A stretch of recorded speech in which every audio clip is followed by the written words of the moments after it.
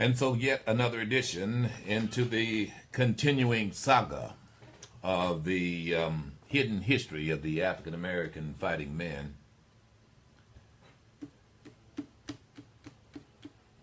So it was on this date, folks, back in 1972, that the Army repealed the dishonorable discharges of 167 soldiers. 167 African-American soldiers.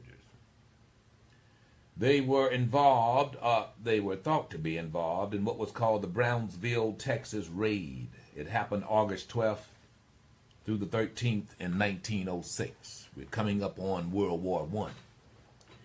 And as you know, it involved the Buffalo Soldiers. By the way, I did tell you how they got their names. From the Native Americans. Skin black like crow. Hair like buffalo. So here's how it went down. Now you got to understand, it was 1972 that the Army repealed the dishonorable discharges. And so the question is why were they dishonorably discharged in the first place? Go ahead, you can ask it. I got it. Well, the soldiers were part of the 25th Infantry, Buffalo Soldiers, who were involved in the riot, allegedly. And they were dishonorably discharged by one President Theodore Roosevelt, who really was a bigot in his own right. I mean, he didn't even give the 9th and 10th Cavalry their just due, the Buffalo Soldiers, for saving his butt at San Juan Hill. But that's another story. See, what happened there in Brownsville was this. It was during the time, ladies and gentlemen, that although those brave African-American men and women volunteered to fight in the wars, as in every war, they were discriminated against in Brownsville. They were. African Americans were not allowed to wear uniforms, and there were some Caucasian bigots at the time who resented the fact that they were dashing young bucks and acting rather uppity, and in some cases, some of the Caucasians who were not in the military resented the fact that the African Americans were in the military and they could not get in.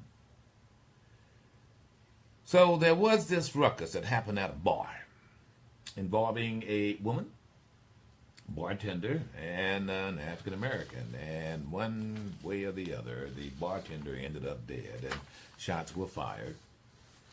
A group of Caucasians came running, and needless to say, there was a battle that ensued, and then the word got out that the barracks were emptying, that the African-American soldiers were coming to the rescue of their comrades there in Brownsville. However, that wasn't the case. The Caucasian community, as well as law enforcement there, even went so far as to show some spent cartridges that were used and suggested that they were Army cartridges, and they were not. Needless to say, upon going to the barracks, they found 167 African-American soldiers sleeping. Well, they didn't report that they were sleeping. They, meaning law enforcement, and needless to say, Teddy Roosevelt and the Army ushered them out to show as an example that the Army was going to maintain their double standards when it came down to citizenship and the defense of military men, particularly as it applied to African Americans. Between that and the fact that Teddy Roosevelt just really had it in for him. I mean, he just really didn't. I mean, you want to know, folks, he was very adamant about getting African Americans out of the United States Navy. Long story short, it was 1972 on this date, folks, that the Army finally had to repeal those dishonorable discharges of 167 men. They were, in fact, sleeping. That should have been easy to figure it out, because had they not, and 167 armed African Americans went into Brownsville, things would have been a whole lot different. So the 25th Infantry were, in fact, dishonorably discharged, and then that was in 1906, so about 50 so years. 50 so years ago, and so they corrected it. The Army corrected it. 50 or so years thereafter, they were and are now considered as honorably discharged, but there was no retroactive pay, no retroactive compensation for any of their descendants. So the rest, of course, as you know, is history. And sadly, ladies and gentlemen, sadly, that kind of propaganda, incorrect propaganda, is happening now. In other words, and just take my word for it, for those of you who appreciate some of the history notes that I give, I appreciate you for listening. And by the way, don't take my word for it. I only capsulize it. You should find out even more details. I mean, you can actually pull up the names of every one of those men. You can even learn their history if you feel so inclined. And you should.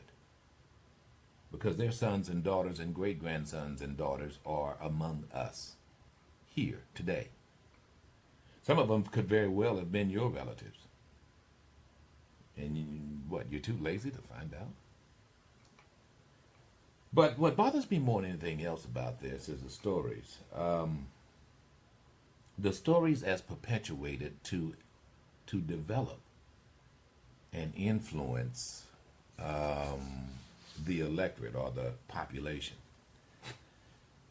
Now, bear with me a minute, because you're going to see where I'm headed with this. As of late, as recently as this take a knee NFL thing, the Russians have been participating with putting out fake news to sow seeds of discord, to amplify what they call political discord. No, it's actually to sell discrimination. It really is. It's to tap into what they know divides Americans.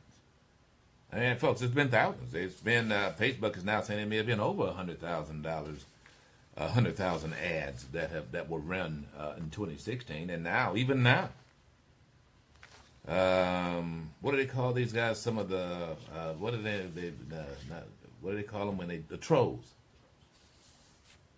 Even now, there are some suggestions that there are Russian trolls that are actually seeking to sow and drop in these fictional stories for the sake of amplifying bigotry. Like I said, it's nothing new. It actually took place in those infamous years, so-called civil rights years. And local newspapers like the Clarion Ledger and at the time the Daily Herald and the Times-Picayune all participated.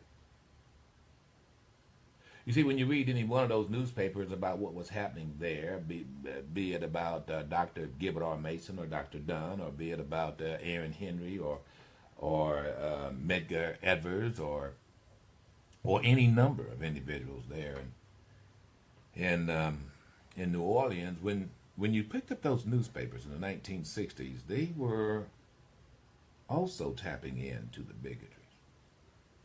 Oh yeah, really. What I mean is that some of the headlines were designed to amplify or encourage particularly Caucasian bigots' rage. In many cases, it resulted in serious reactions. I mean, when you read the Red Record or Ginsberg book, 100 Years of Lynching, you will see how newspapers in the South perpetuated mob violence. I mean, many of the pictures that you see of lynchings in Allen's book, Without Sanctuary. By the way, I'd highly recommend you get that book. It is about lynching, but be prepared. You're going to see people lynched over years. Most of those individuals are African-American men and women and children. But those pictures are there because of many of the newspapers I'm talking about, and how it was used to generate both hatred and retaliation. It was there to show, in some cases, some bravado. And so this whole idea of propaganda, should I say, discrimination propaganda worked. It worked. It worked especially well in the South. It worked especially well for the Ku Klux Klan, the White Citizens Council, and newspapers, sold a lot of newspapers, and what they did was participate in it. I mean, there's a reason why in the Daily Herald, when African Americans did simply a non-violent wade-in on the beach, and they were attacked with bats and guns and pipes and chains. There's a reason why those who waded in, who ultimately got arrested, there's a reason why their names and addresses were placed in the Daily Herald. The attackers' names and addresses were never placed in the Daily Herald. Byron D. LeBeckwith, who was accused of killing Medgar Evers and found guilty of it eventually, his name and address was never placed in the Clarion Ledger. But the names and addresses of every African American who was, quote unquote, an activist, or in those days, a troublemaker, as described by the Clarion Ledger, their names and addresses were always placed in there. Not only their names and addresses, but the names and addresses, their children, where they worked. And all of that was by design, you see. And of course, the story was always told. It was almost commentary by proxy. That's what I call it. It's when you do a headline, and the headline automatically is an editorial in itself. You know? The troublemakers came back to the beach as a prime example. Not that that was one of the headlines. I've got them back there. Maybe I'll look back there and get them. Yeah, maybe I should. Maybe I should. Hang on here, folks. Now you get to see what I do. You're going to see me walk around a little bit here.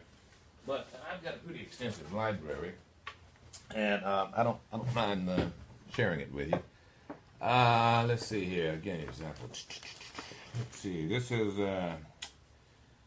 Keesler Airman. Racial violence erupt at Biloxi. That's right below the 90-foot vessel found adrift at Bay St. Louis. Let's see. Sheriff ready to register all firearms. Oh, did you hear me say that? Sheriff ready to register all firearms. That's right. This is, let's see. This is 1960. Harrison County Sheriff Dito gave public notice today that his office is ready to register all privately owned firearms in the county. I just walked up on this road.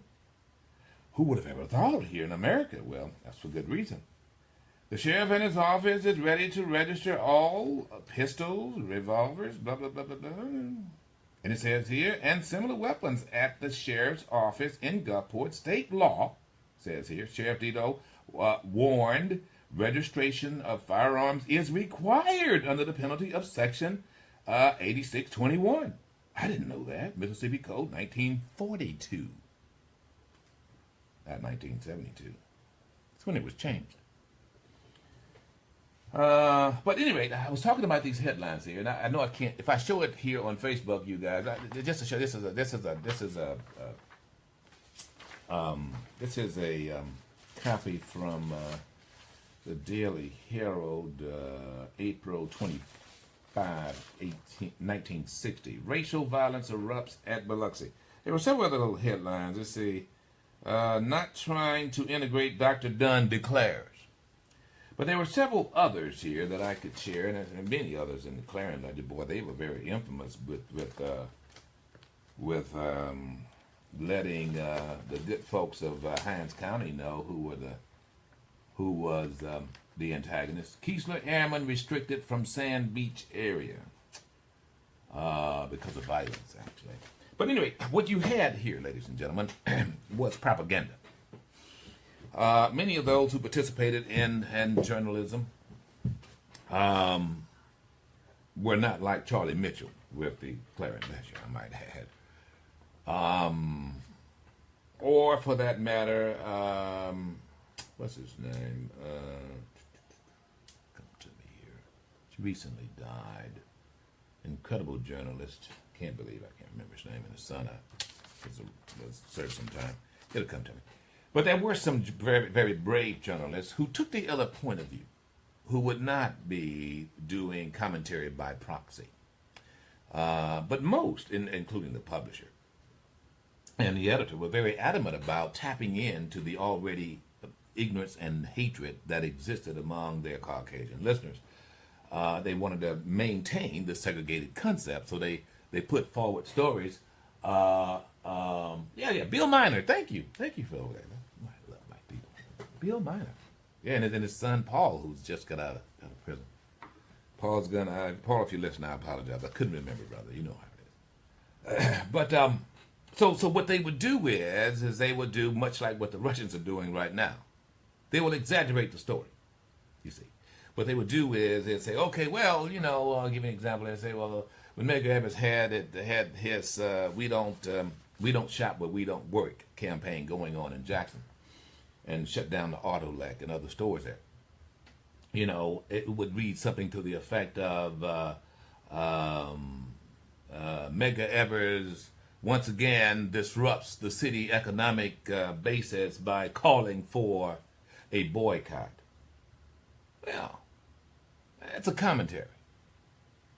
In the view of the Clarion Ledger in that case, now the economics is being interrupted. For African Americans, it was interrupted, but that's why they did it. It was because of economics. They wanted to work, and they decided not to shop where they couldn't work. But now, according to the Clarion Ledger, the good Caucasian citizenry were upset. Now the economics have been interrupted by Medgar, as opposed to Medgar Evers and others are now seeking to increase the economic impact of businesses by working there. Does anybody else get this? Surely you do. So with that said, so you can see how just local newspapers back then stirred that pot. That's exactly what the Russians have tapped into, and tapped into very well, in their support of Donald John and sowing the discord. It was very easy to do. Just did it with the help of Donald John, I might add, with this whole football thing. As I'm looking at this, and I found out that they actually had an ad for Black Lives Matter. Well, why would the Russians do that? You've got to ask. Well, it was an ad run specifically in Baltimore and in Missouri, near Ferguson. The ad was not an ad. It wasn't advocating let's join, because there's no organization, Black Lives Matter now. It was an ad that simply was quite the contrary. It was an ad boasting, putting forward Black Lives Matter over everyone's lives. You go, well, who ran that ad? Did the Black Lives Matter movement? Good and well, those young people wasn't putting money into that. Barely put their hands up and asked, "Don't shoot." That's what I didn't like either. Hands up, don't shoot. Hands up, don't shoot. Shh. My hands were up, I'd have a AR-15 in it. I'm just saying, folks, that would have been more effective. It's another story. Nevertheless, so here you have Russians putting forward this. I want to see how you feel about it. The Russians actually put forward the story promoting, Black Lives Matter. Then, of course, the gun rights that Hillary Clinton's going to take your guns. Put that out there. Then they put out the one about the babies in the pizza. Remember the guy? Yeah, the guy goes in the pizza parlor looking for the babies and he fires off a few rounds. Oh, this guy. And then the undocumented workers. You actually came in and got some, I guess you call them memes or something. You get these guy and his daughter there. Look, he's coming to take your jobs. Now, here's my question for you. Do you think that bigotry in this country is that easy to be manipulated? I almost said it was a rhetorical question, but I really would. I just wondered. After the caller yesterday, it was quite telling, Will. And hopefully you flagged that. whereby I had a caller who, upon my asking, well, white supremacist bigots out there, and who would, well, yeah. Oh, tell me one. Oh, no, I'm not going to out them. I'm going to tell you, folks, I thought about that all last night. It's not that I didn't know it. It was just very good to finally grasp it on tape. It really was, bro. The idea that here you have a guy who knows that he is not a target of a white supremacist bigot, knows that he would not be in the crosshairs, knows that Byron D. LeBeckwith is not sitting back in the bushes, knows that all he has to do is be white and not hang out with Rip Daniels or say he know a Negro. And he okay. All I got to do is just stay away from him and I'm all right. I know who they are. Oh, man, I tell you, they're real clubs, they'll do something. Oh, but look, why can't you get over race, Rip? It's not a racial problem, to which I would agree. Problem's you. Your silence is consent. Trust me on this. Medgar Evers, James Meredith, Aaron Henry.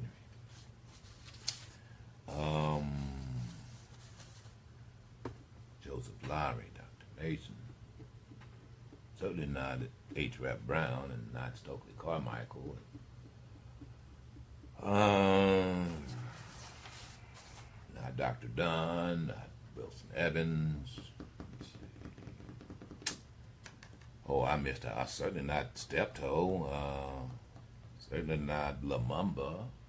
None of those individuals were scared. The ones who are scared, the ones who are really holding this whole thing of where we are shackled by some kind of bigoted environment, the ones who are holding it and are scared is that incredibly mass of Caucasian individuals who don't understand or don't appreciate what courage is, what true courage is. And I can tell you, I've got an example as to why I know you don't. There are no celebrations. There are no celebrations for those brave Caucasians who came to Mississippi or went to Alabama or Georgia. You know those students came out of Nebraska. Or for that matter, that brave rabbi who had his synagogue bombed in Jackson. Or Knox Walker, who was the attorney who represented Dr. Dunn and Dr. Mason, who himself was threatened. White guy, end quotes. Well, they were doctors, too. There's no celebration of these folks. You don't see any streets named after individuals, Caucasians, by Caucasians. They're still ostracized, bro. True courage is not simply going along with what evil does. True courage is speaking truth to that evil, not being a part. I often say that you guys, don't understand that those of you who sit on the front of the bus were just as bad as those who wrote the laws to separate the seating in the first place, because you're riding on the front of the bus. Don't get guilty about it. This is not, look, when I talk about history, why is it that every time I bring up African American pride, it's got to be white insult, end quotes? I mean, your white pride is not African American, not my insult. It might be your ignorance. I mean, I'm just saying. It is what it is. My daddy has always told me, he said, boy, and he can call me that, he's my daddy. He said, depression comes from trying to change the past, and anxiety comes from trying to control the future. Powerless to do either. You can prepare for the present, however. Today, you got to deal with it. Today. I got to deal with it today. Can't fix yesterday. I can prepare for tomorrow. I got to deal with this today. And that, ladies and gentlemen, that is the big divide. It takes courage to deal with it today. And as we speak, and as that caller made that comment about, oh yeah, I'm not going to out them, he can't deal with it today. He can't. He is too scared. Too much of a coward to say, no. Hey, Chuck, now, you are, racist bigot. And I'm going to let Rip know that he need to watch you. Because, Chuck, I know what you do. And if I'm around Rip, Chuck, I'm not going to allow that to happen.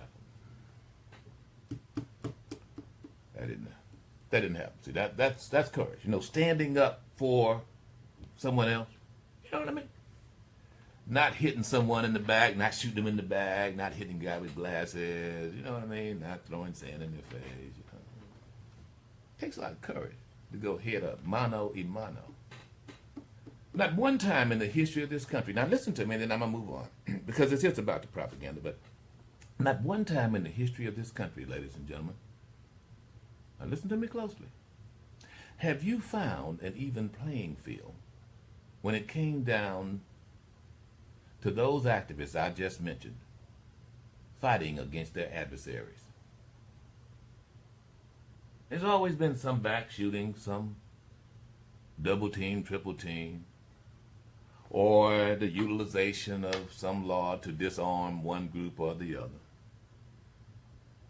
You know, Vernon Dahmer there in Hattiesburg was attacked by 2 carloads of Ku Klux Klan. He came out with his carbine, and every one of them jumped in their car and hightailed it, set his house on fire. As a result, he died. His sons joined the military. All of that, however, was perpetuated by information. I mean, this whole idea of selling